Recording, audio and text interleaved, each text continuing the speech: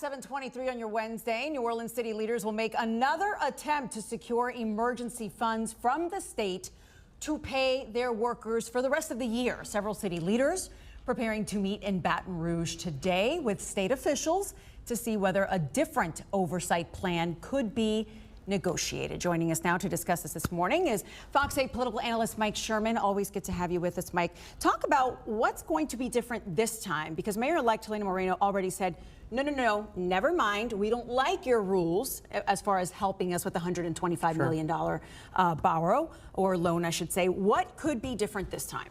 Well, the city of New Orleans needs cash. One of the ways of getting it is a short-term loan that needs state approval. The state's first offer was, okay, but we're going to appoint a fiscal administrator and take over your finances. Thanks, but no thanks, said the city of New Orleans, the council and the mayor. So now this is round two for a more thoughtful discussion.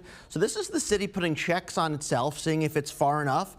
The state may want the legislative auditor to come in. Well, newsflash, the city asked for the legislative auditor to come in.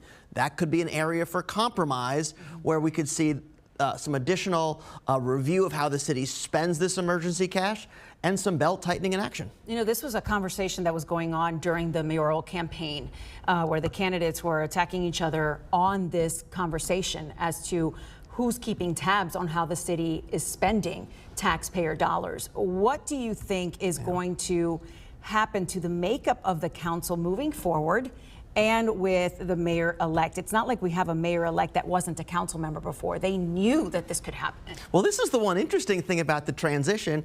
Our mayor-elect is a sitting member of the city council, and our budget chair, Joe Giarrusso, Councilmember Morell returning as city council president again. So we've got tremendous consistency on the city council side and a unified approach, I think, between the mayor-elect and the city council. We're going to have tremendous austerity over the next 60 days. Folks are already starting to feel cuts. We're going to feel them heavily over the next couple months. The question for the city is can we get through the end of this year into the Moreno administration with the ability for her to have cash on hand to implement some of her priorities? Right. Talk about what people are going to be okay with, politically speaking. We've already had Chief Ann Kirkpatrick say, I'm not your police chief if you don't think we're worth our time and overtime pay. What do you think could happen next with the police department, with other services? Here's the scary thing, and this is why this short-term loan is so important. The city of New Orleans budget is a majority labor budget. You can only stop spending on pencils so much. Labor costs are a huge part of the city budget, nearly $500 million. So with only 60 days to go until those property tax payments start coming in, there's no huge surges of cash. You're either going to have to put people on leave or furlough or find that short-term loan. So Chief Kirkpatrick bringing it into focus, if she doesn't have money to pay those officers, she can't guarantee a safe and secure city.